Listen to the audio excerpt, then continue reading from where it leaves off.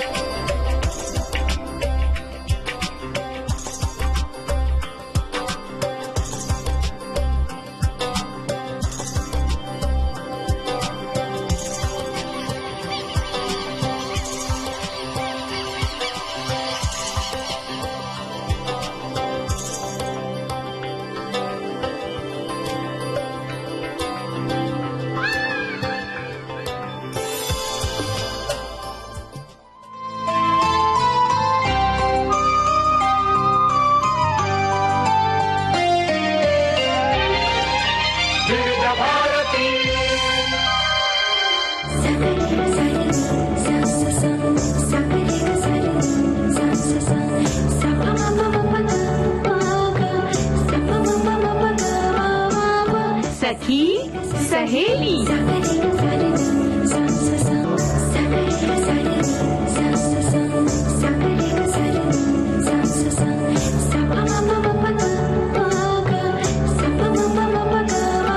सखी सहेली।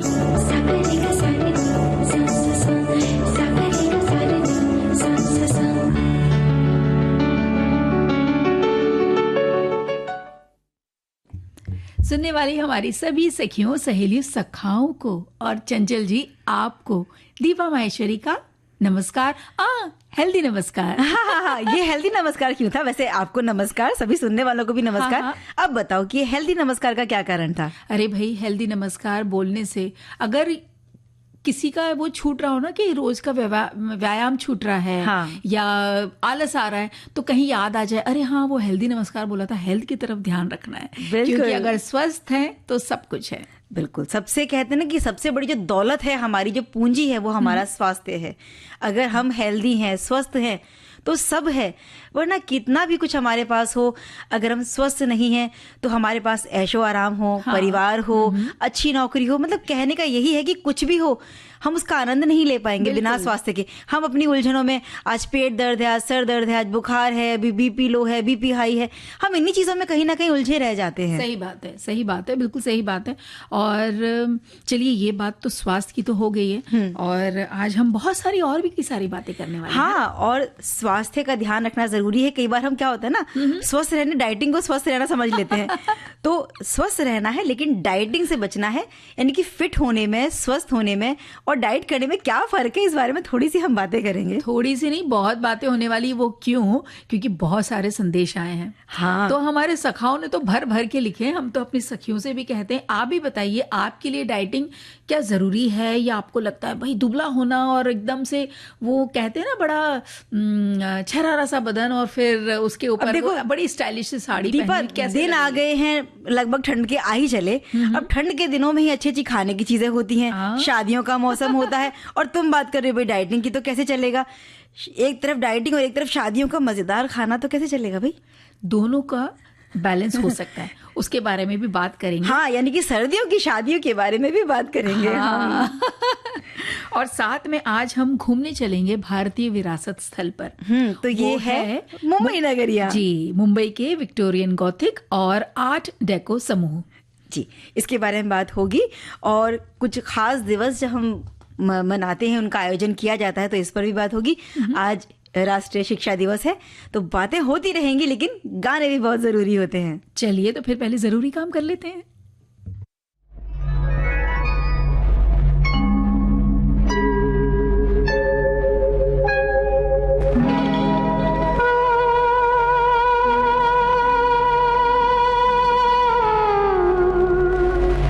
हो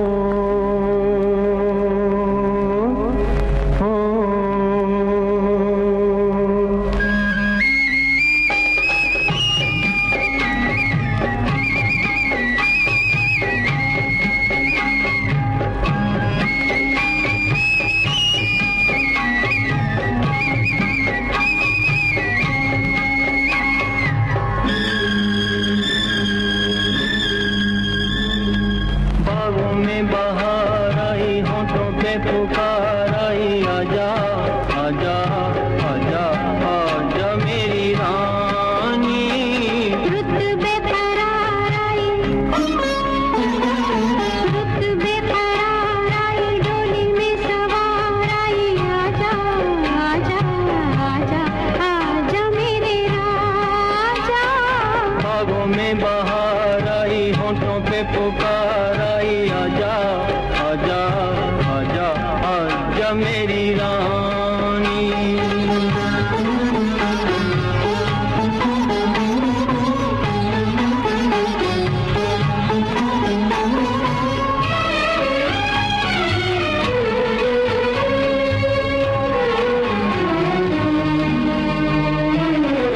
फूलों की गली में आई भंवरों की टोलियां, भंवरों की टोलियां।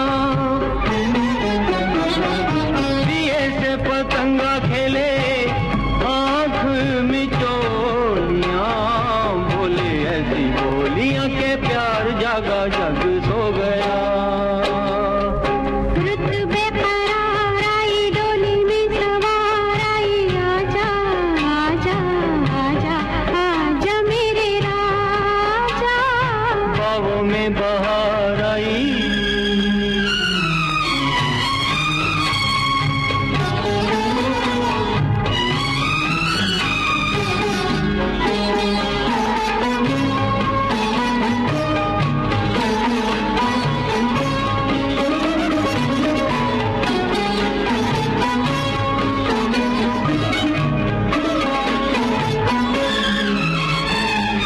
सपना तो सपनों की बात है प्यार में, बात है प्यार में। नींद नहीं आती सैया तेरे इंतजार में, होके बेकरार तुझे ढूंढूं मैं, तू कहाँ खो गया। बागों में बहार आई, होठों पे पुकार आई, आजा आजा आजा आजा मेरी रानी। मेरा राजा।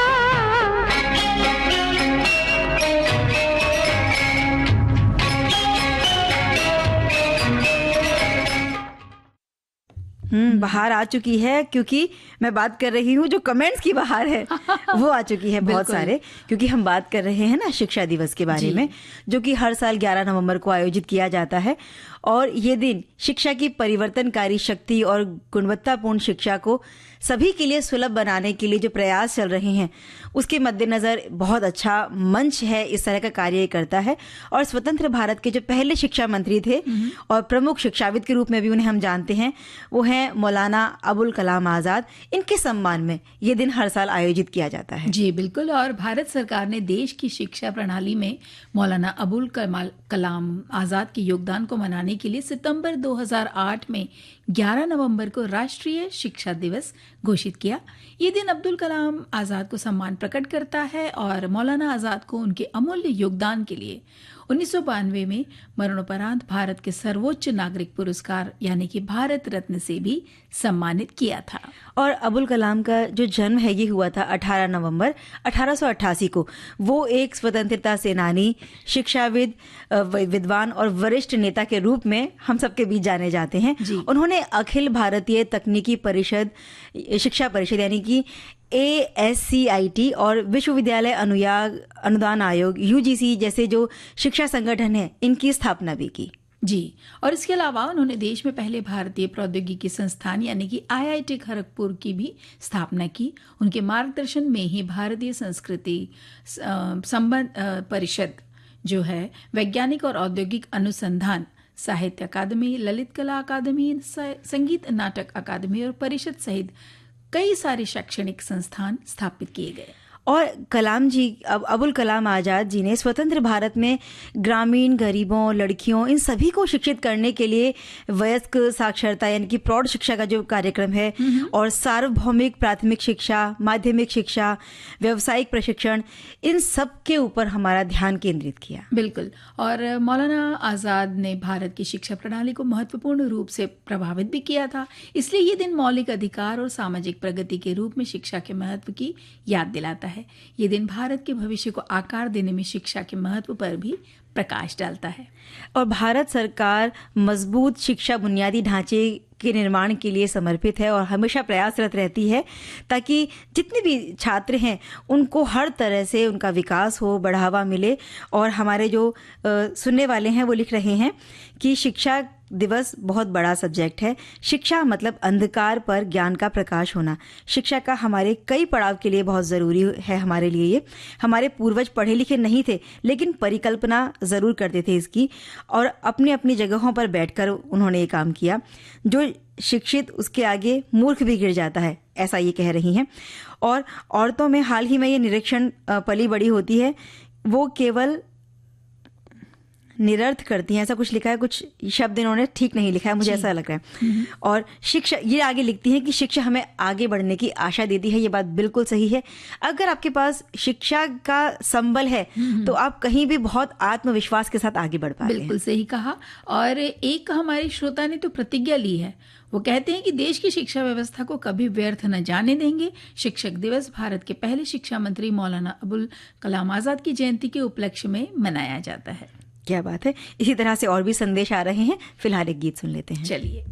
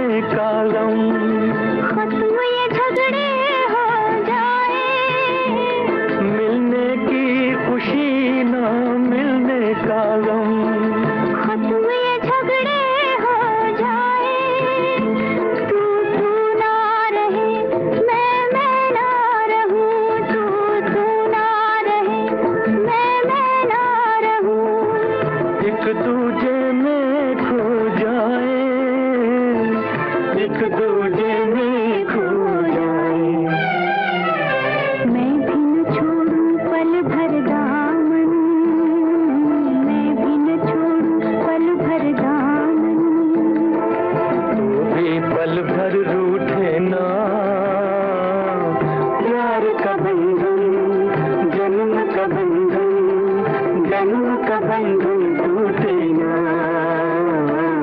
प्यार का बंधन। साथियों, छोटा सा अंतराल और उसके बाद फिर हम हाजिर होते हैं।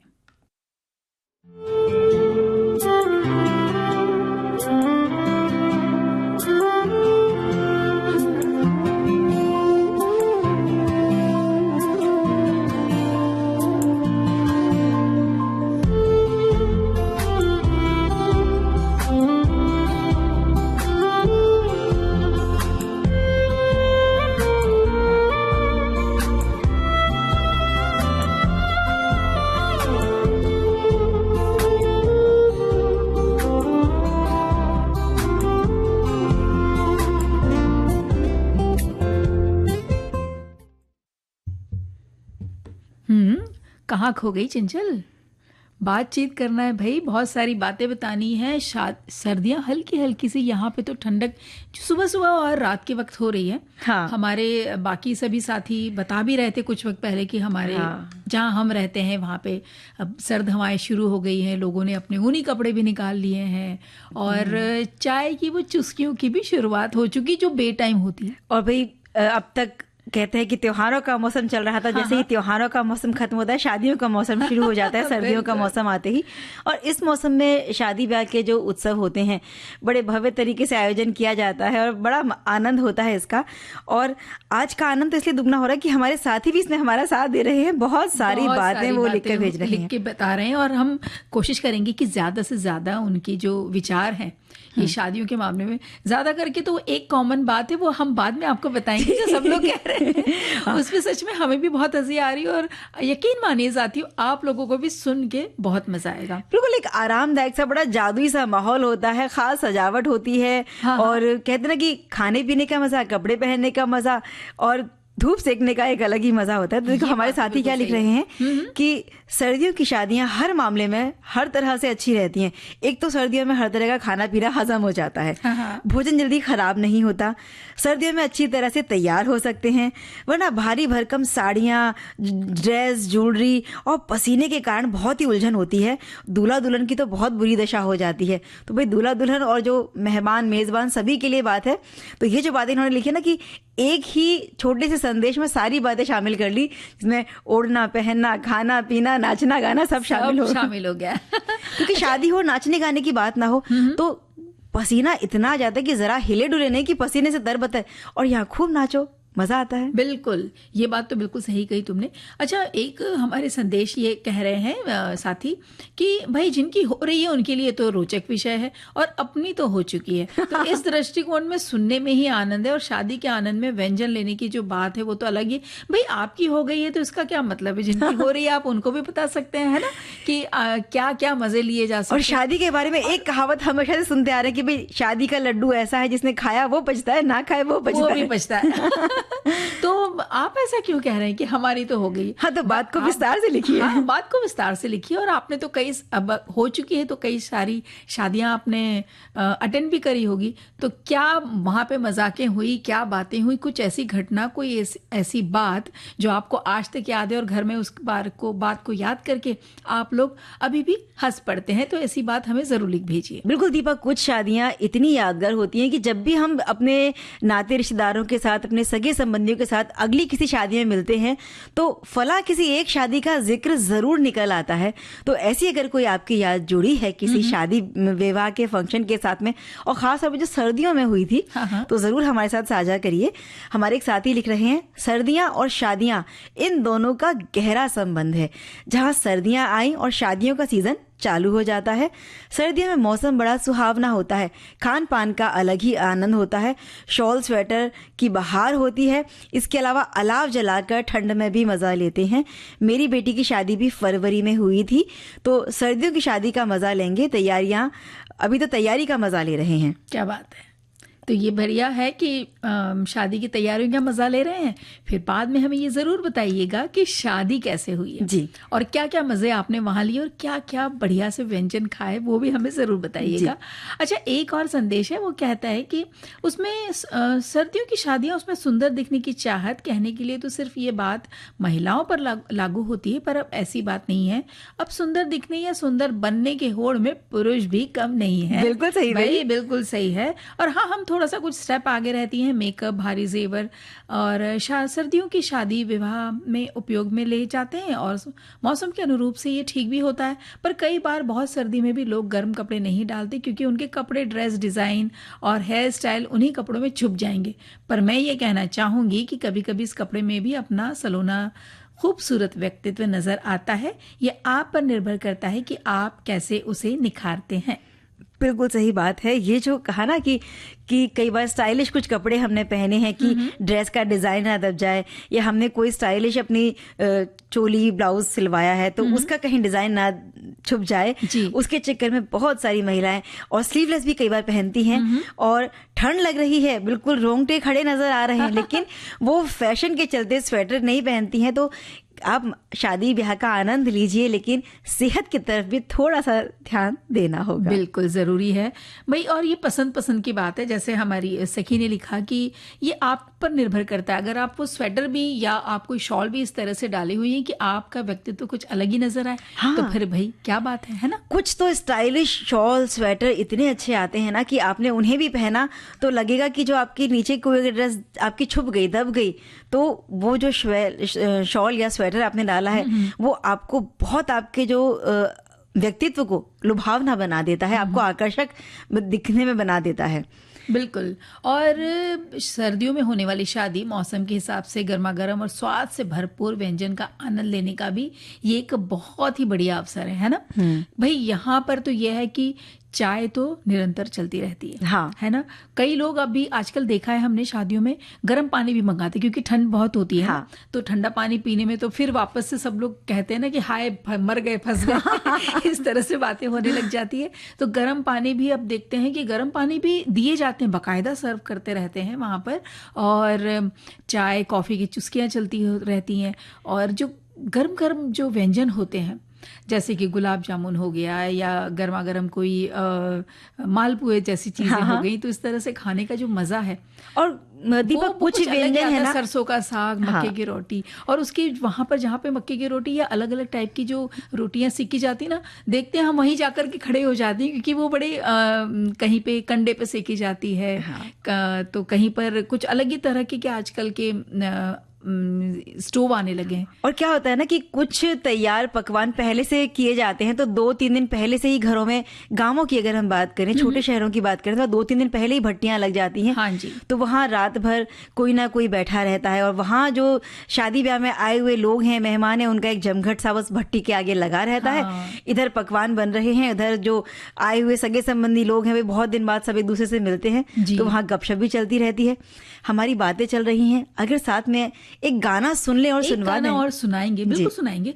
यहाँ सिर्फ एक बात जो दिमाग में आ रही थी कि आजकल बड़े स्टाइलिश अलाव भी लगाए जाते हैं, हाँ, और उसके आसपास बड़े झूमर से लगा करके बहुत स्टाइल से, जैसा बीच बीच में पड़ाव बना देते हैं कि अगर आपको बहुत ठंड लग रही है तो आप यहाँ पर आके खड़े हो सकते हैं, तो वो भी बड़ा खूबसूरत सा लगता है। क्योंकि सबके हाथ में मोबाइल रहते हैं, कैमरा है, तो वीडियो शूटिंग भी करनी होती है, तो भाई इसको और सुंदर दिखाने के लिए सारी चीजें होती हैं। बिल्कुल सही बात है। अब हम भी तो कुछ एक नाचना गाना इस बात पे तो बनता ही है। बिल्कुल बनता है।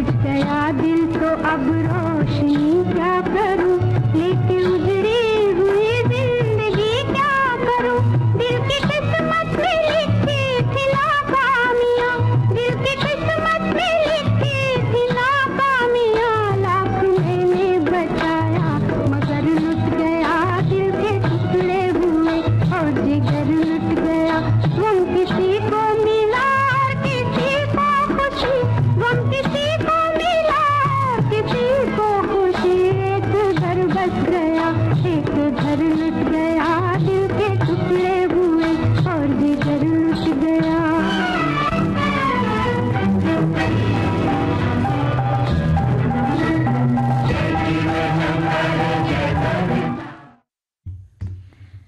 बहुत सारे संदेश इस पर आ रहे हैं जो सर्दियों की शादी वाली बात है।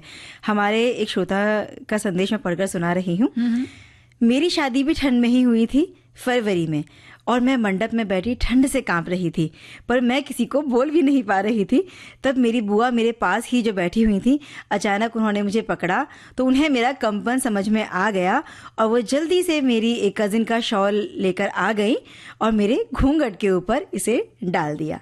कई बार ऐसा होता है कि दुल्हन के जो कपड़े हैं वो तो बहुत खास होते हैं, तो दुल्हन तो स्वेटर बिल्कुल नहीं पहनती। हालांकि इनके साथ नहीं मालूम कि उन्होंने पहना हुआ था या नहीं, लेकिन इनकी बुआ जी ने इनका ध्यान रखा, ये बहुत अच्छा किया। आगे एक संदेश है कि सर्दियों की शादी, बाप रे बाप, बहुत टेंशन की बात है।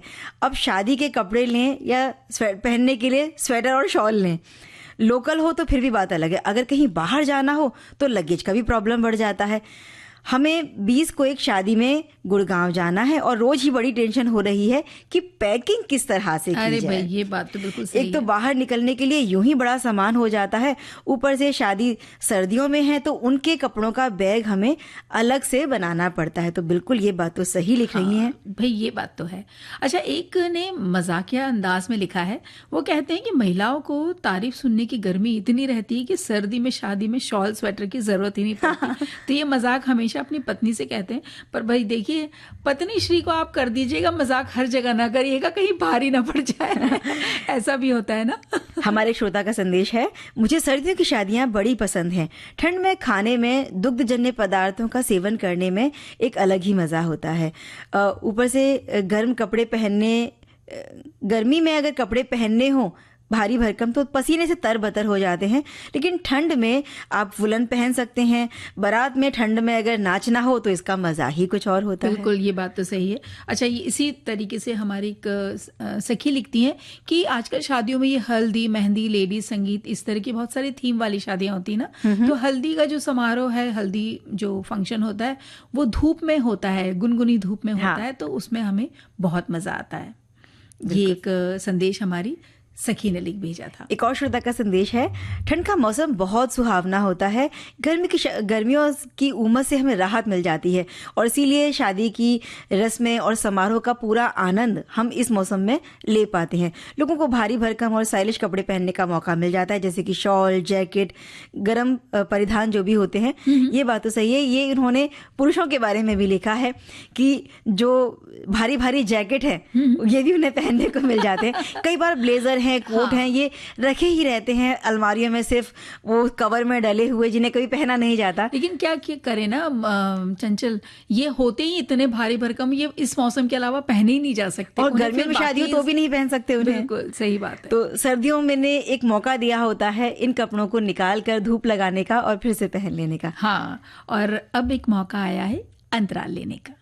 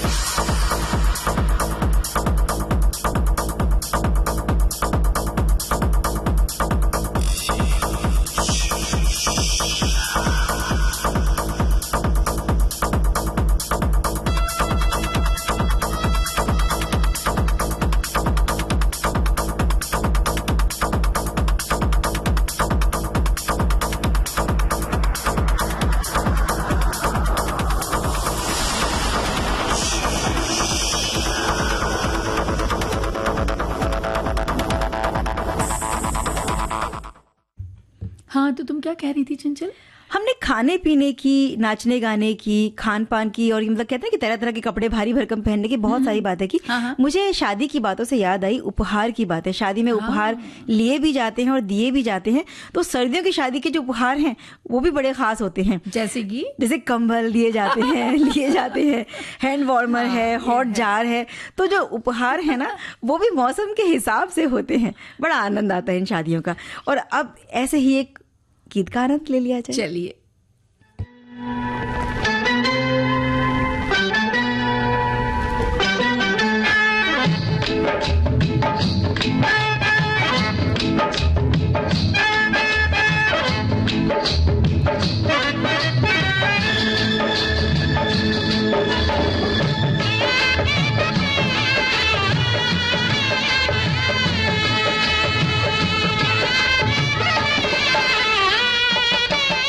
you.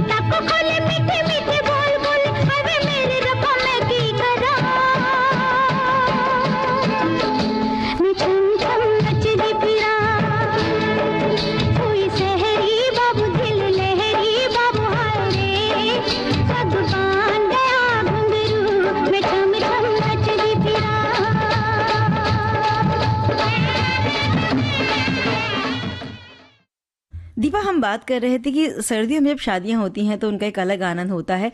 इसी तरह से जो मुंबई आते हैं पर्यटक घूमने के लिए, तो ये मौसम जो है ना सर्दियों का, खास तौर पे दिसंबर, जनवरी, फरवरी, कुछ महीने ऐसे होते हैं जब यहाँ का मौसम बड़ा अच्छा होता है। वैसे तो 12 मौसम यहाँ मौसम अच्छा ही रहता है, यहाँ पे वो चिपचिपाहट वाली गर्मी इन दिनों में नहीं होती। हाँ, क्योंकि यहाँ ना बहुत गर्मी है ना बहुत ठंड है, तो जो खास तौर पे ठंडे प्रदेशों से लोग आते हैं घूमने तो उनको बहुत तो कड़क ठंड है उससे थोड़ी सी राहत भी हो जाती है और सुहावना सा मौसम होता है, चिपचिपा मौसम होता नहीं है। और यहाँ की कुछ जो खास इमारतें हैं, और इसीलिए तो ये शहर जो है इसकी कुछ इमारतों के कारण धरोहर स्थल में भी शामिल किया गया है। तो इसी की आज हम बात कर रहे हैं। तो मुंबई का जो विक्टोरियन गॉथिक और डेको आर्ट असेंबल है, ये विश्व धरोहर स्थल है जिसमें 19वीं सदी की विक्टोरियन गॉथिक सार्वजनिक भवन और 20वीं सदी के बने हुए आर्ट डेको इमारतों को शामिल किया गया है। और ये इमारतें ओवल मैदान के चारों तरफ बनी हुई हैं, जहाँ पूर्व में गॉथिक और पश्चिम में डेको कुछ संरचनाएं हैं वो बनी हुई हैं। मुंबई को विश्व स्तर पर व्यापार का केंद्र बनाने के बाद इस शहर ने 19वीं सदी के शुरुआत में एक बहुत महत्वाकांक्षी शहरी नियोजन परियोजना के लिए बड़ा क्रियान्वित किया था। ये परियोजना जो हुई थी इसकी ये बहुत क्रियान्वयन हुई और इसी के कारण ओवल मैदान की जो खुली जगह के चारों तरफ सार्वजनिक भवनों का निर्माण वो हो पाया था। जी, और ये ओवल मैदान बहुत प्रसिद्ध जगह है मुंबई की, है ना। तो ये निर्माण कार्य विक्टोरियन नव गॉथिक शैली में और फिर 20वीं सदी की शुरुआत में आर्ट डेको शैली में हुआ। विक्टोरियन समूह में जलवायु के अनुकूल भारतीय तत्व शामिल हैं, जिनमें बालकनी और बरामदे भी हैं। आर्ट डेको इमारतें अपने सिनेमा घर और आवासीय भवनों के कारण भारतीय डिजाइन को आर्ट डेको कल्पना के साथ मिश्रित करती हैं, जिससे एक अनूठी शैली का निर्माण होता है, जिसे इंडो डेको कहा जाता है, मतलब इंडियन डेकोर के हिसाब का है वो। और जो मुंबई में रहने वाले लोग हैं वो जरूर जानते होंगे इस बात को कि जिसे हम साउथ मुंबई के नाम से जानते हैं, उस जो क्षेत्र है वहां पर बहुत सारी ऐसी इमारतें हैं जिन्हें देखते ही बिल्कुल हमें ऐसा लगता है कि शायद हम भारत में नहीं हैं, हम विदेश में लंदन या इंग्लैंड में घूम रहे हैं। बहुत सारी इमारतें कुछ इसी तरह का, उनका जो बनावट है, जो उनकी संरचना है वो इस तरह की लगती है। और ये जो दोनों ही समूह हैं वे 19वीं और 20वीं सदी के दौरान मुंबई में हुए आधुनिकीकरण के चरणों की गवाही देते हैं। और ये है मुंबई के विक्टोरियन गॉथिक और आर्ट डेको समूह। मुंबई के शहरी विकास को की जो दो लहरें हैं, उन्होंने इस शहर को एक किलेबंद व्यापारिक चौकी से भारत का पहला व्यापारिक शहर भी बना दिया था इसे। हाँ बिल्कुल। और पहले विस्तार में 1880 के दशक में विक्टोरियन गॉथिक सार्वजनिक भवनों के एक समूह का निर्माण और अंडाकार मैदान का निर्माण शामिल था। फिर दूसरा विस्तार 20वीं सदी के प्रारंभ में बैकवे रिक्लेमेशन स्कीम के रूप में किया गया, जिसे बॉम्बे का आर्ट डेको आवासीय, वाणिज्यिक और मनोरंजन भवनों और मरीन ड्राइव समुद्र तट के निर्माण के साथ पश्चिम की ओर विस्तार का एक नया अवसर प्रदान किया था। आज ओवल मैदान के पूर्वी भाग में विक्टोरियन गॉथिक इमारतों का एक शानदार समूह है और पश्चिम भाग में आर्ट डेको इमारतों का एक प्रभावशाली समूह है, जो 1947 में आधुनिक स्वतंत्र भारत के निर्माण के लिए मुंबई में हुए आधुनिकीकरण के चरणों का प्रमाण है।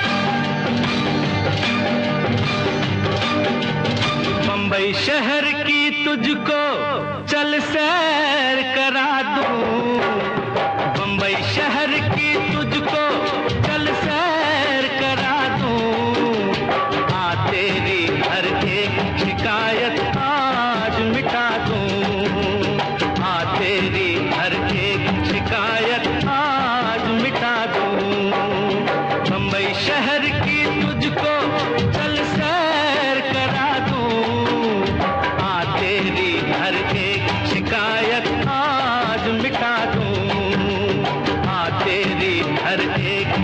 शिकायत आज मिटा दूं।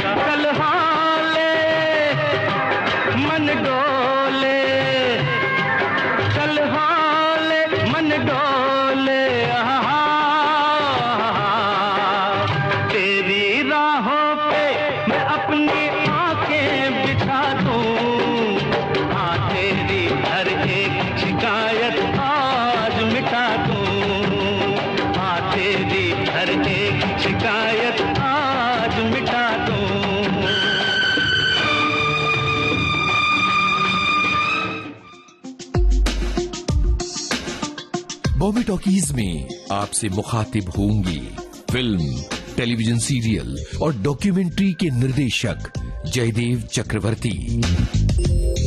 हमारे यहाँ क्या होता है कि स्क्रिप्ट को हम ट्रांसफॉर्म करते हैं सेलुलॉइड पर, और सिनेमा ऐसी जगह है, ऐसा जगत है जहां पर हम अपने एक्सप्रेशंस जो है वो हजारों करोड़ों के सामने रखते हैं।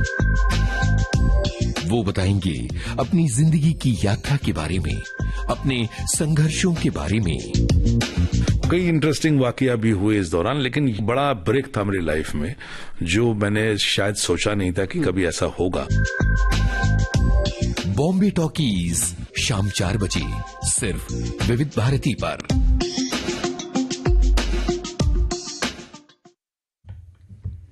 तो हम बात कर रहे थे मुंबई शहर के बारे में। हाँ। और गीत भी तुमने बड़ा अच्छा सुनवाया दीपा। बम्बई शहर की कोशिश करिए कि सैर करा दी। हाँ, और विक्टोरियन गॉथिक और आर्ट डेको ये दोनों ही शैलियां समय के साथ साथ यूरोपीय और भारतीय मानवीय मूल्यों के महत्वपूर्ण आदान प्रदान को हमें दिखाती हैं। भव्य सार्वजनिक भवनों के विक्टोरियन संयोजन और गॉथिक पुनरुत्थान तत्वों को भारतीय तत्वों के साथ मिलाकर जो चीज़ें बनाई गई ना, यानी कि स्थानीय जलवायु के अनुरूप जो बालकनियां तैयार की गई इन इमारतों में, बरामदों को भी शामिल किया गया और इस तरह से इंडो गौथिक शैली का निर्माण किया गया। हाँ जी, बिल्कुल। और मुंबई की प्रतिष्ठित सिनेमा हॉल और अपार्टमेंट इमारतों की आर्ट डेको इमारतों ने भारतीय डिजाइन को आर्ट डेको छवियों के साथ मिश्रित किया और एक अनूठी शैली का निर्माण किया, जिसे इंडो डेको के रूप में जाना गया। इंटरेस्टिंग वाकया भी हुए इस दौरान, लेकिन बड़ा ब्रेक था मेरी लाइफ में, जो मैंने शायद सोचा नहीं था कि कभी ऐसा होगा। बॉम्बे टॉकीज शाम 4 बजे सिर्फ विविध भारती पर।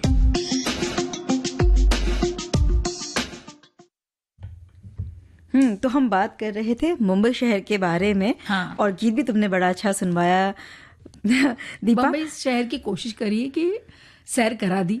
हाँ, और विक्टोरियन गॉथिक और आर्ट डेको ये दोनों ही शैलियाँ समय के साथ साथ यूरोपीय और भारतीय मानवीय मूल्यों के महत्वपूर्ण आदान प्रदान को हमें दिखाती हैं। भव्य सार्वजनिक भवनों के विक्टोरियन संयोजन और गॉथिक पुनरुत्थान तत्वों को भारतीय तत्वों के साथ मिलाकर जो चीज़ें बनाई गई ना, यानी कि स्थानीय जलवायु के अनुरूप जो बालकनियां तैयार की गई इन इमारतों में, बरामदों को भी शामिल किया गया और इस तरह से इंडो गौथिक शैली का निर्माण किया गया। हाँ जी, बिल्कुल। और मुंबई की प्रतिष्ठित सिनेमा हॉल और अपार्टमेंट इमारतों की आर्ट डेको इमारतों ने भारतीय डिजाइन को आर्ट डेको छवियों के साथ मिश्रित किया और एक अनूठी शैली का निर्माण किया, जिसे इंडो डेको के रूप में जाना गया। इसका प्रभाव भारतीय उपमहाद्वीप में फैला। और मुंबई में ओवल मैदान के चारों ओर जो इमारतें बनी हैं, जिनमें पूर्व में गौथिक, पश्चिम में आर्ट डेको संरचनाएं हैं, जिसके बारे में पहले भी हमने जिक्र किया। इनमें कुछ प्रमुख इमारतें जो शामिल हैं वो हैं मुंबई का उच्च न्यायालय, मुंबई विश्वविद्यालय, फोर्ट का जो परिसर है, इसके अगल बगल जो भी इमारतें बनी हैं वो। ये दोनों जो इमारतें हैं इस तरह की 19वीं सदी की गौथिक शैली का एक बहुत सुंदर उदाहरण है। और मुंबई के ऐतिहासिक स्थलों में राजाबाई क्लॉक टावर, जो विक्टोरियन गौथिक वास्तुकला का प्रतीक है, इसे भी जो आते हैं यहाँ घूमने वो ज़रूर देख सकते हैं। और सिटी सिविल और सत्र न्यायालय भी हैं, विक्टोरियन गौथिक शैली की इमारतें हैं जी। और मुंबई का इरोज सिनेमा, ये तो बहुत प्रसिद्ध सिनेमा है भाई, और ये एक आर्ट डेको इमारत है जो वास्तुकला के लिए मानी जाती है। मुंबई महानगर में कई निजी स्वामित्व वाली जो रहने वाली आवासीय यानी इमारतें भी हैं जो 20वीं सदी के आर्ट डेको शैली को दर्शाती हैं। मरीन ड्राइव क्षेत्र में कई आर्ट डेको इमारतें हैं, जिनमें केवल महल, कपूर महल, जावर महल जैसी इमारतें शामिल हैं। इसके अलावा रीगल सिनेमा, मोटा भाग हवेली और करीम बिल्डिंग, ये सब भी शामिल है। और मुंबई का जो विक्टोरियन और आर्ट डेको असेंबल है, इसे 30 जून 2018 को यूनेस्को की विश्व धरोहर स्थल में सूची में जोड़ लिया गया था। ये शहरीकरण का एक महत्वाकांक्षी परियोजना को हमें बताता है, जो 19वीं और 20वीं सदी के दौरान मुंबई के आधुनिक जो चरण थे उनको संजो कर रखता है। तो चंचल, जैसे आप अभी बता रही थी ना कि एक हिस्सा कहलाता है साउथ मुंबई, तो आपने तो हमारी कल्पनाओं में, हम बैठे तो यहाँ है स्टूडियो में, लेकिन एक साउथ मुंबई की सैर करा दी। सैर करते करते एक गीत भी सुन लेते हैं। बिल्कुल।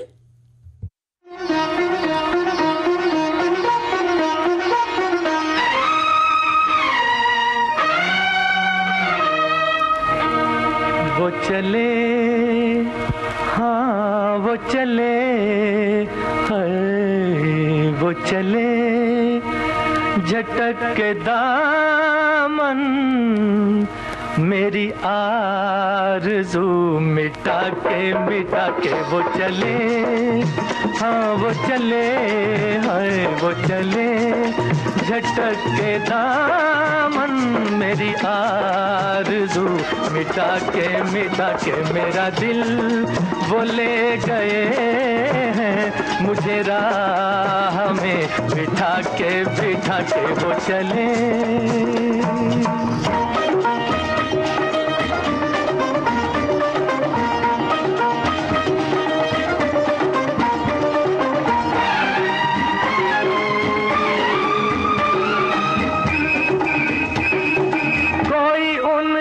इतना कह दो मैं उन्हीं का हो चुका हूँ, मैं उन्हीं का हो चुका हूँ। कोई उनसे इतना कह दो मैं उन्हीं का हो चुका हूँ, मैं उन्हीं का हो चुका हूँ, उन्हें क्या मिलेगा आखिर मुझे इस तरह जला के वो चले, हाँ वो चले, है वो चले, झटक के दामन मेरी आरज़ू मिटा के मेरा दिल वो ले गए हैं, मुझे राह में बिठा के वो चले।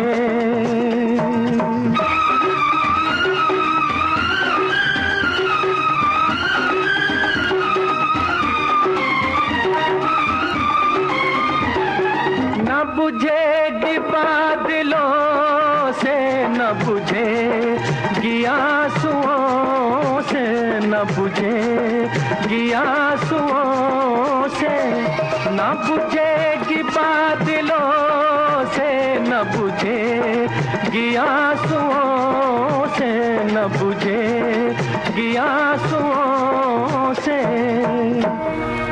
मेरे दिल की धड़कनों में गए आग जो लगा के वो चले, हाँ वो चले, हाय वो चले, झटक के दामन मेरी आरज़ू मिटा के मेरा दिल वो ले गए हैं, मुझे राह में बिठा के वो चले।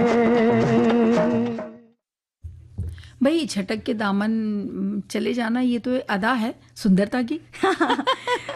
तो भाई सुंदरता आपकी, अगर आप सुंदर दिखने की चाह में कई बार डाइटिंग जो शुरू कर देते हैं तो वो सुंदर नहीं रह जाते हैं। फिर कई बार छरहरी दिखने की जो आशा है, फिर वो इतनी हड्डियां दिखने लगती हैं शरीर पर, और जो इम्यूनिटी कम हो जाती है शरीर की, कई बार हम रोगग्रस्त हो जाते हैं।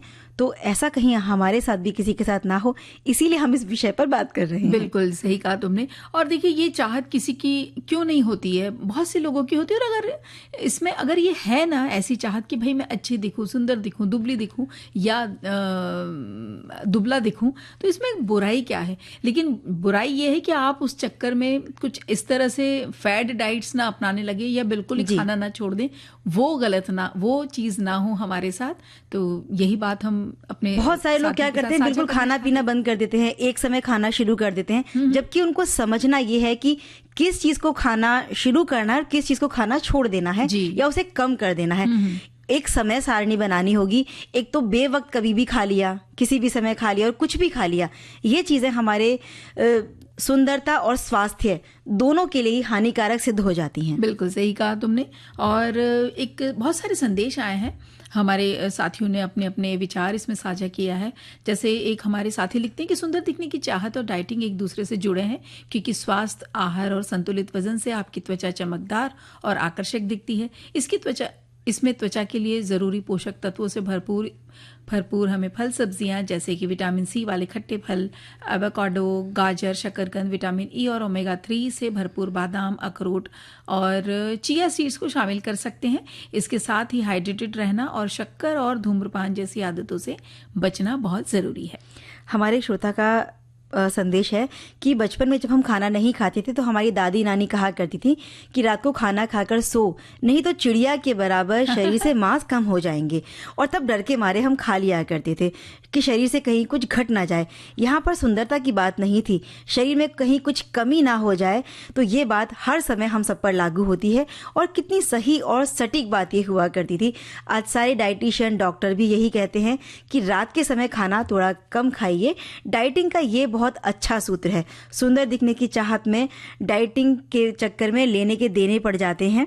ये बात बहुत सही लिखी है उन्होंने कि लेने के देने ना पड़े, इसलिए आप एक मैनेज करिए। आप सलाद, फल, फ्रूट्स, जूस, इन चीज़ों को ज़्यादा खाइए। बिल्कुल।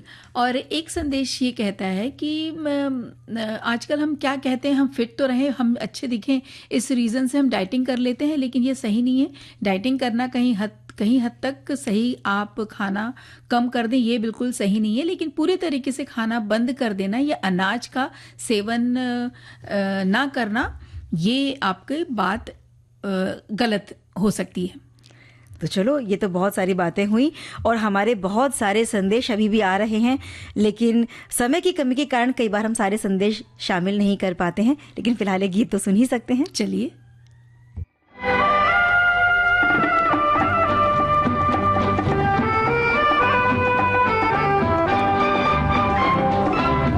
हम सफर मेरे हम सफर, पंख तुम परवाज हम, जिंदगी का साज हो तुम, साज की आवाज हम सफर मेरे हम सफर, पंख तुम परवाज हम, जिंदगी का गीत हो तुम, गीत का अंदाज हम सफर मेरे हम सफर।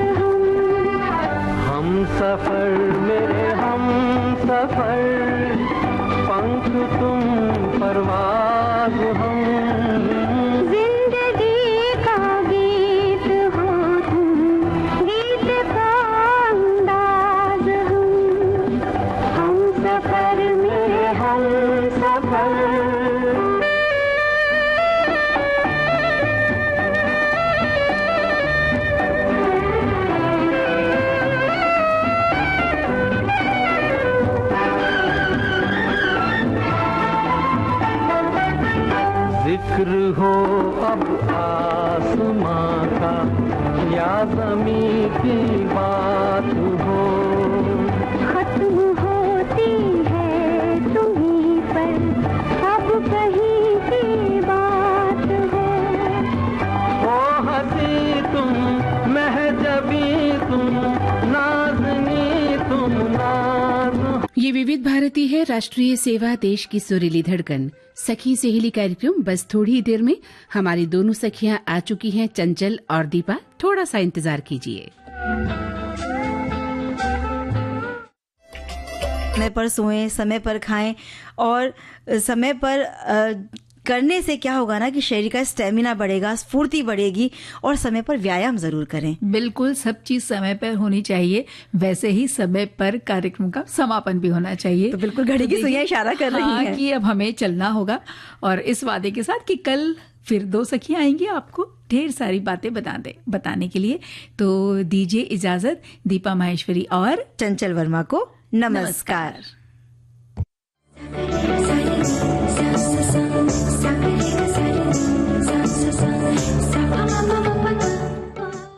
कार्यक्रम की प्रस्तुत करता है अनुश्री पाठक।